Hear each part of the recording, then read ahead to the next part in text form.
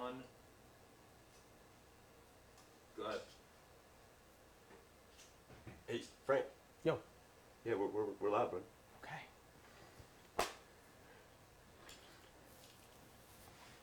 Very excited you joined us today. Oh, I feel like Mr. Rogers. All right. Let's do this, people. So, a week ago, 10 days ago, something like that, I honestly don't remember what it was, but we put the question out, we put it on Instagram, we put it on Twitter, we put it on Facebook. We said, what ingredients do you want to see Francois cook with? I don't know why I did a French thing, but that's what happened. Boom. They were vetted. They are here. I have not seen them. I've been out shooting at a different location all day. I just walked in. So I've been told that I have to cook with these ingredients. I'm going to take some questions from you guys later if you have any. And I really can't add anything else. So let's see what we got here, okay? Let's start on this side. What do you say? Ingredient number 1. Looks like chicken thighs. All right. I've seen that before. Fantastic. I thought there were 5 ingredients, but it looks like there's 3. Ingredient number 2, or maybe several. All right, we got white onion, we got yellow onion, green bell peppers, of course, and I have never seen this in my life. It looks like a very interesting variety of cucumber of sorts. We'll cut it in half. We'll see what it looks like. Maybe I'll try it raw. And the final thing we have is hummus. Let's have a taste. Okay. That's hummus. Okay, great. So, let's just think about this out loud for a second. We have 20-ish minutes to cook together right now. I have a pan. I'm thinking I'm going to sear these. I'm going to season the chicken real nice. I'm going to sear them skin side down. We're going to get some schmaltz rendering out in here. We'll take the chicken out before it's fully cooked.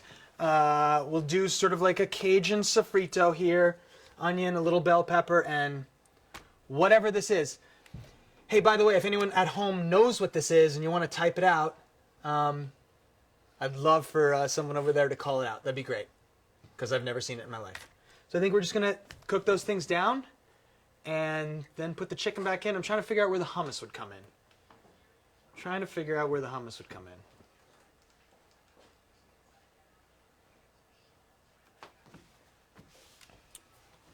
Is that like behind? Oh, far out. In case I do a Janet Jackson. All right, let's get a cutting board. So I like to put a little mat or a wet rag, and then this is for our vegetables, and this is for our chicken, except... Frankie, the people responded, it's bitter melon. Bitter melon. Bitter melon. All right, let's cut it in half. Let's see what it looks like. I'm super curious. Cut the end piece, cut here. Interesting. Is the whole thing edible, people at home? Does anyone know? Is it just the inside you go for? Filipino foodie says they eat bitter melon raw, actually. The whole thing? Filipino foodie says that they eat the whole thing raw. I'm going to scoop the inside a little bit. It looks kind of like jackfruit there, kind of meaty.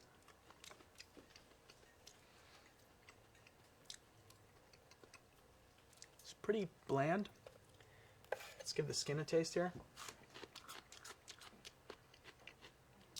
Much more bitter, like a radish. Way more bitter than a radish. Interesting. You know what? I think we're just going to do chicken with peppers and onions. And then on the side, we're going to do like hummus with the bitter melon. Because the hummus is so creamy and garlicky and everything that this will actually pull the flavors the other way. Because it's round and smooth hummus, and then we've got bitter melon. Hence the name, bitter melon. Okay? Great. Let me put this over here for a second. So, let's get this pan hot here. Start it up. Thank you, Filipino foodie, by the way. Great handle. Living Abroad says, my mom would make a spicy salad with chilies and vinegar with that bitter melon. Ooh. Living Abroad says, my mom would make a spicy salad with chilies and vinegar. So then maybe I'm doing the right thing here with this. And we'll take the bitter melon and mix it in a little oil and vinegar, maybe with some chili, and then add that with the hummus. Sounds pretty good to me. I'm super into that. So, we're getting ready on the chicken. Here we go. How many people want to eat here? Should I make like 5 pieces? Does that sound okay? Because this is a lot of chickens. So we'll go 1, 2, 3, 4, 5. This hand is clean. I'm going to just salt the skin side here, and then when it's flipped over, I'll go for the other side. Always a fan of the kosher salt, because you start getting muscle memory of how much you're putting. Not a fan of the crankers, because you have no concept of how much you're putting. 3 twists of the mill. Yes, but what brand mill do you have? Aha, you see the problem?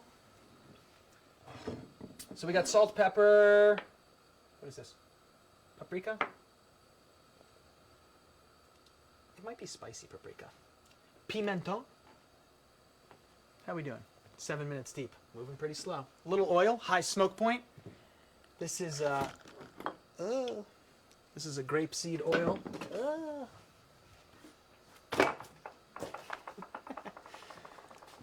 So that's a grapeseed oil. So this can get well over 400 degrees, and there's nothing we have to worry about. It's not super hot yet, because I've been talking to you. I've been what the New Yorkers call procrastinating. That's New York dialect. It doesn't exist anywhere else. All right, skin side down. Very nice. Yeah, I think 5 is just about perfect for this pan. Any more than that, we'd have overcrowding, and this would steam rather than crisp. And that would be no good. Okay. Funny thing, a lot of you have noticed on the Struggle Meals pictures and everything that my sink has no plumbing. And it's because it's a fake sink. So I'm going to run over there to the real sink and wash my hands if you want to zoom into the dark.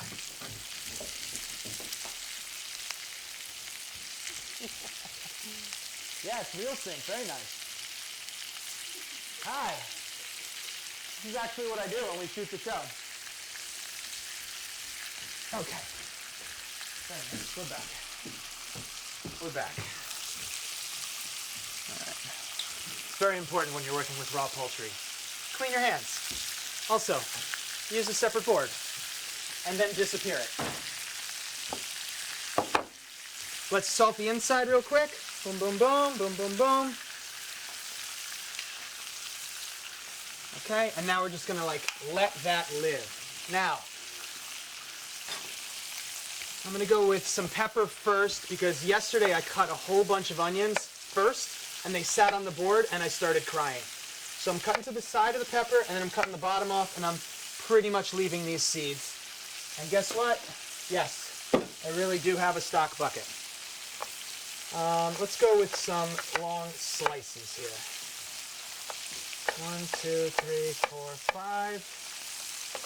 The non-dominant hand, I would say, is more important with the cooking. You run the knife along that middle finger there. That's your guide. I think you know this. I repeat myself a lot, but for those of you who haven't heard that before, that's the way you do it.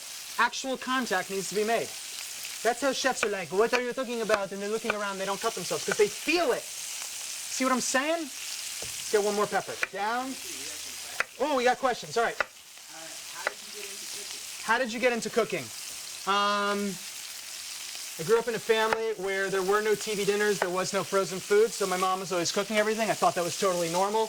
It wasn't until I started having play dates, haven't said that word in a while, that I realized that not everybody's family has that, and it's fine. So I started teaching my friends how to cook, particularly during college. And it got to this point where people would come to my house, drop me $5, and I would cook something better than the college meal plan. And the kitchen happened to face out. And they were like, hey, man, you should do a cooking show. And I was like, maybe I should do a cooking show. So that's how it started. Now here we are. Cutting the onion. I always like to get an edge and then come through the root here, like that. We can peel it. Any other questions, Miles? Yeah, so who taught you how to cook? Who taught you how to cook? There's a lot of answers to that question. My mom taught me the first things I knew. Then I got this book called The Gourmet Hamburger Cookbook, and I literally cooked every single thing in it in high school. In college, I went to Italy with some old family there, and I learned how to cook from Uncle Andrea and Nonna Miraglia. She taught me how to cook some stuff. Then I did culinary school and dropped out. And then I read a lot of books, and then I worked in a restaurant. I also did full online culinary school. That's an actual thing. It's the internet age, man. You can learn anything if you want to. You don't have to go to a physical location. It's true. But I'd say the restaurant probably taught me the most.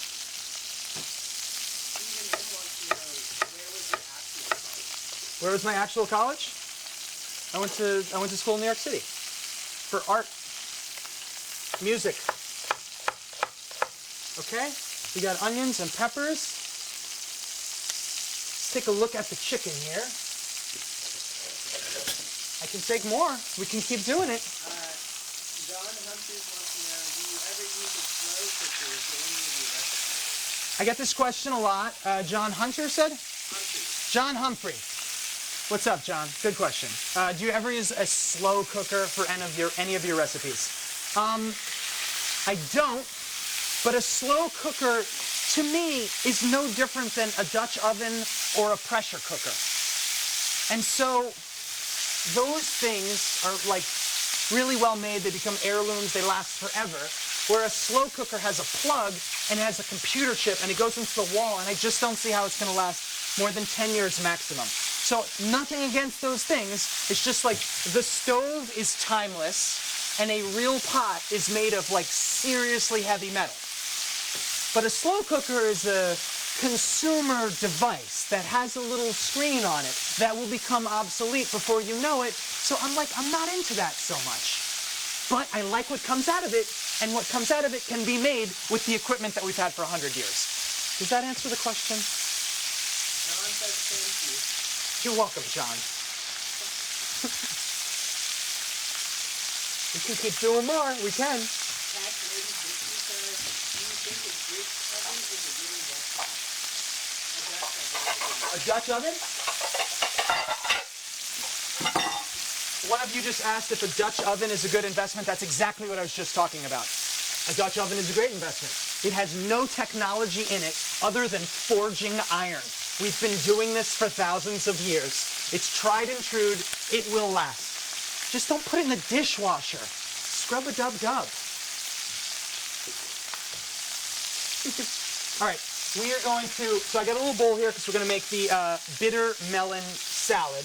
I'm going to take the chicken out for a second and just hit up our sofrito. So it's not fully cooked yet. I'm just landing it here for a moment. All right, look at how much chicken skin fat has rendered down. And it's got some of that spicy paprika in it. Really awesome. Let's put this right here. Woo! Nobody saw that. It's okay, Justin. Don't worry about it. Peppers coming in. Onions coming in. Ooh, I have some vodka here. Should we do a flambe? Maybe we'll hit that in a second. All right, more salt here. Like that. Let's just stir this around for a moment. And we'll cut up the melon. Sorry, the back end got caught on the front. But we all know it is impossible to not be messy in the kitchen. Being messy in the kitchen is like a given. Happens every single time. It's mandatory. I have a cool question for you. Cool question. Let's hear it. So when you first started Struggle Meals, did you have any idea that it was going to turn into this huge thing that people love from all over the world? When I first started Struggle Meals, did I have any idea it was going to turn into this huge thing that people loved all over the world? No, I didn't. I'm grateful that it has. I'm grateful to all of you for watching it. But it's like the 7th show that I've tried to make work. I mean, that goes for anybody who's trying to do anything. Like, it's not going to work for a long time, and then maybe it just does work. I never thought this would be the like first show, hopefully, that kind of like happens. But it's really applicable to everybody's life. There's a lot of value in this. Stuff is expensive. This is a great way to save money. I think food is the third largest item every American spends money on with their paycheck. You know, after rent and, I don't know, health insurance or debt, then it's food. So, you know, they don't teach those things in school. They don't teach this in school either. And yeah, it's really easy to go buy pre-made stuff, but the capitalism game is giving dollars to executives when you do that. And when you can take control of this, it's awesome. And you can really reduce a big bill. So no, I didn't know this show was going to happen. I'm glad everybody likes it. I'm really enjoying doing it. Tastemade's doing a fantastic job making sure as many of you see it as possible. And that's where we're at.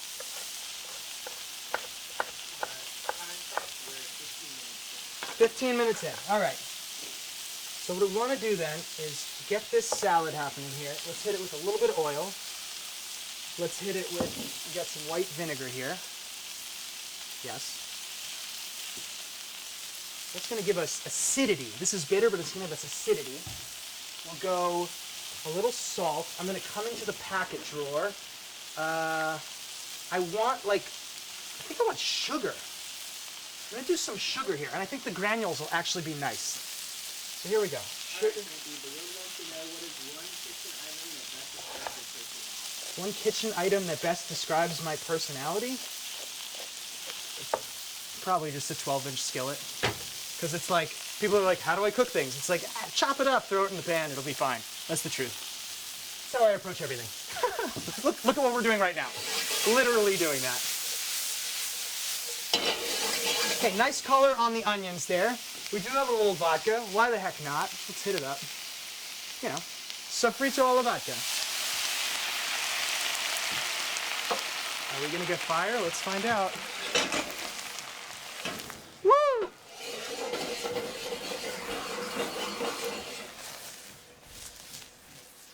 Okay, nice. Right away it smells like a fine hibachi restaurant. Maybe not the style we were going for, but that's okay. All right, chicken's going back in. So why the vodka? You know when you cook a bunch of flavors in a pan and you eat half of it and you throw it in the fridge and the next day you reheat it and it tastes better? That's flavor melding. Alcohol does the same thing in cooking. It catalyzes the melding of those flavors. So what did we just do? We did a time warp with the onion and peppers forward by 2 hours. That's what happened. Karen, can you fly me in a sheet tray, please, from anywhere?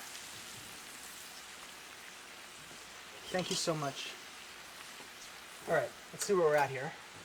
So, again, we're trying to... Awesome. Thanks. So, this is all good, and I need a top. There we are. Let's try the bitter melon with a little bit of onion and salt. Definitely salty. Still quite bitter. Sugar didn't do enough. Spice could help us. I have honey barbecue in my packet drawer. Does that seem weird? Steven says, what's a good rule of thumb for packet drawer item expiration? Oh, Steven says, what's a good rule of thumb for packet drawer item expiration? Anything that's a powder, any powdered spice at all, believe it or not, they lose everything after 6 months. So that's that. As far as the packet drawers go, things that are viscous and saucy, they are shelf stable. Here's what I would do. I'd take a black Sharpie, and on the back of it, I would just write 11/19. You know what I mean? And if you flip it over one day in 2 years, open it up and decide on your own. But I wouldn't just throw things out because of a date. You know, there are 3 dates right now on the planet. We got the sell by, we got the use by, and we got the best by. And it's really confusing. And I think we're losing a lot of food in the world to those 3 dates. We shouldn't be losing that much. All right, so we got... So James Kelly says, 15-year-old son learned how to cook from watching your show. James Kelly says his 15-year-old son learned how to cook from the show. James, that's awesome. If your son is watching, good job. If he isn't watching, tell him to turn this on.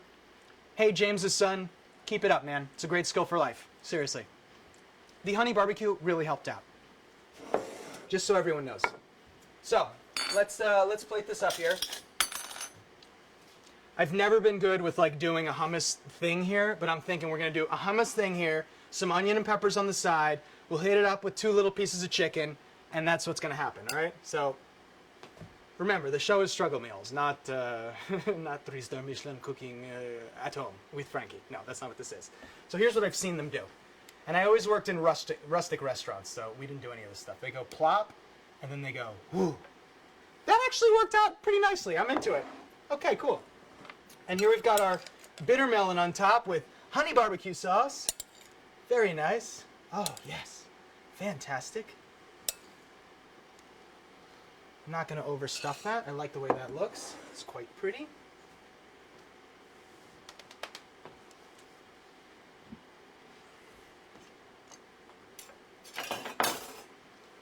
Should we see what's happening over here? So we seared the chicken on one side. All the fat from the skin melted out. We cooked some onion and pepper in there. They were also seasoned with, well, everything that fell off the chicken, which was paprika, salt, and pepper. We hit it with some vodka to catalyze the melding of flavors. We put the chicken back in. We're now steaming it. Steam is a better transfer of heat, so it is cooking through the chicken. Think of like how a steam room is hotter than a sauna. Think of how sound travels faster through water than air. So that is making everything cook faster. We used a sheet tray because I don't have a top, because I can't afford that. And now here we are. We're gonna get a new pair of tongs because those tongs touched a raw chicken. I'm gonna kill this right here. We'll take some peppers, we'll throw them on the plate. They look nice. Probably could have hit it with high heat with the top off for a second just to reduce down all the liquid, but you know what? We okay. Something like that. Molly wants to know, what's the struggle meal you find yourself making the most often? Molly asks, what's the struggle meal I find myself making the most often? The answer is anything with pasta. Anything with pasta. What we're doing right now, onions, pepper, chicken with pasta. Bitter melon with pasta and a beautiful dressing. It's just always pasta. Just because pasta is the thing I've eaten more of than anything else in my life, and it's my go-to vehicle to then dress with other stuff. It's that simple. It's so easy. You get a beautiful, textural, filling, complex carbohydrate, and you can put anything you want in it at all. This does not look bad for me not knowing what the heck you guys picked. I've never had a bitter lemon in my life. I did sweeten it up because it's a little too bitter. So here we have kind of like Tex-Mex style chicken thighs with onions and peppers. You know what? This is very like, damn.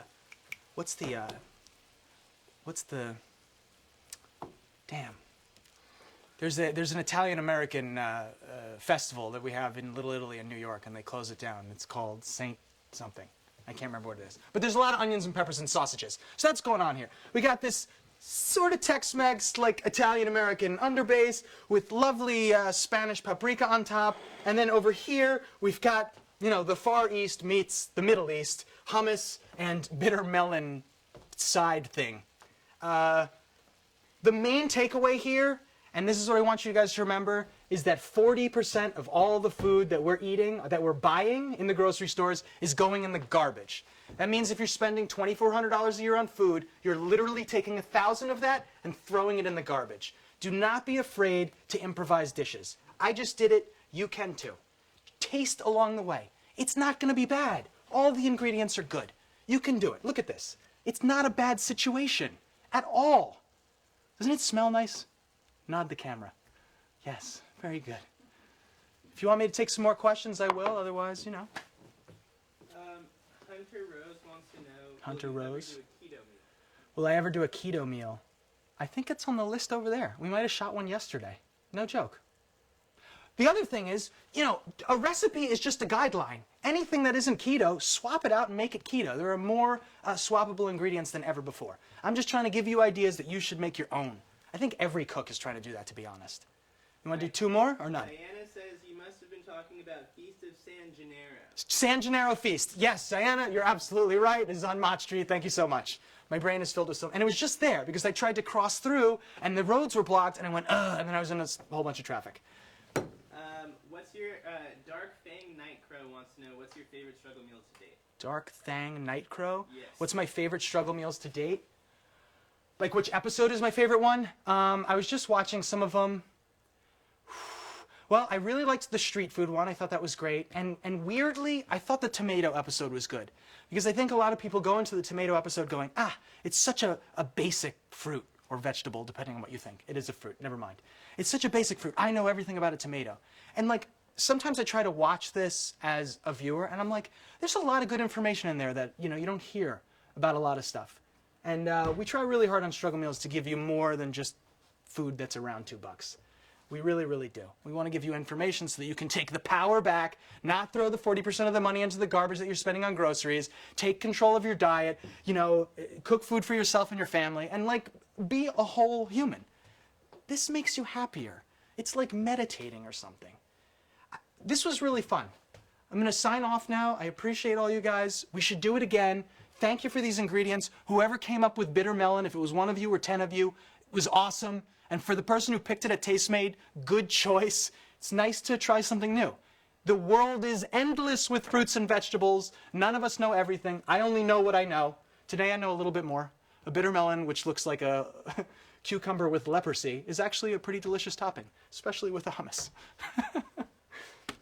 I'm going to go back to reading my cookbook now.